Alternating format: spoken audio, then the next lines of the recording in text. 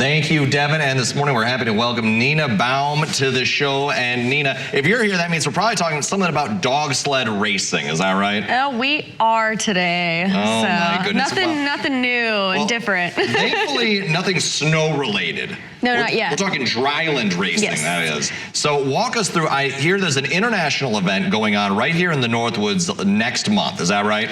There is. We are bringing the Dryland Mushing World Championships to Minocqua Winter Park this October. Now, how did Minocqua Winter Park managed to be hosting an international event for Dryland dog sled racing? So I've been working on bringing the World Championships over to the U.S. for the last 5 years, and Minocqua Winter Park was a great venue for this. They have all the trails you need, the space, the parking, the chalet. You know, they've hosted other big events for like skiing and stuff, and it just worked out perfectly, you know, that this is kind of their off season.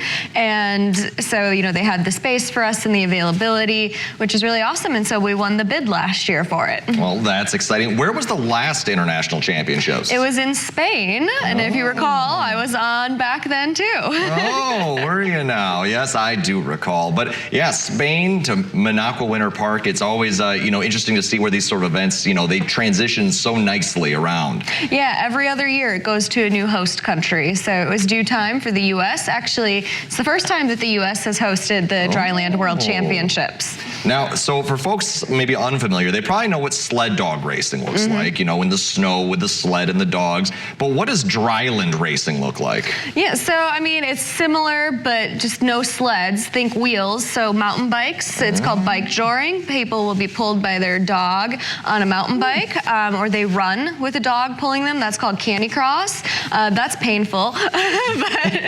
No. See, I just imagine when they say, like, you know, it attaches to the chest or the belly, right? The race? Well, for a candy cross, it's to your hips, essentially. Around. It's a belt that goes around your hips and then straps around your legs, kind of like a rock climbing harness. Okay. A little bit different.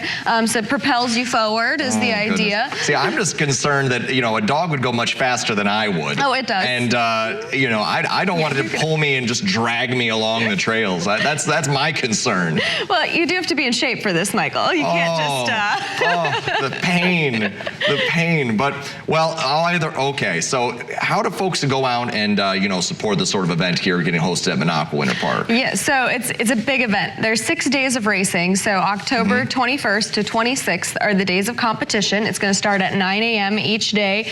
We'll probably be done racing sometime around noon, 1 o'clock, depending on the day. And then also there's going to be an opening ceremony on Monday night, the 20th of October. This will be at the 70 West Park Complex in Minocqua. So I'll have a whole big opening ceremony there. And then Friday would be October 24th. We have a banquet dinner that's going to be over at the casino there. And so come on out. Anyone can attend the banquet. There's tickets online.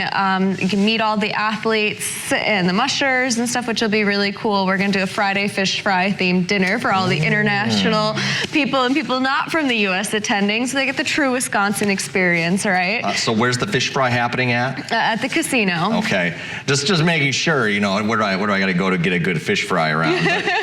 So that's going to be coming up later on in October. You know, plenty of time to kind of put it on the calendar. You know, start making plans for it. Hopefully, it's a little cooler. I know we're going to be getting up into the 80s again, and that might be a little warm for folks if they were looking to do some dog mushing. It is. We really want temperatures to be under 60 degrees Fahrenheit. Once they hit 60, then we have to make adjustments. We either have to shorten the trail or start earlier in the morning or run later when temperatures cool. So there's a lot of little factors that kind of play in. But, you know, one year we had it where it snowed one of the days out there. So you never know. You never really know. You know, Mother Nature in Wisconsin is certainly a mystery. Yeah. But either way, you know, wishing you lots of good luck out there. And what's the goal of this event? Like, are you planning on winning?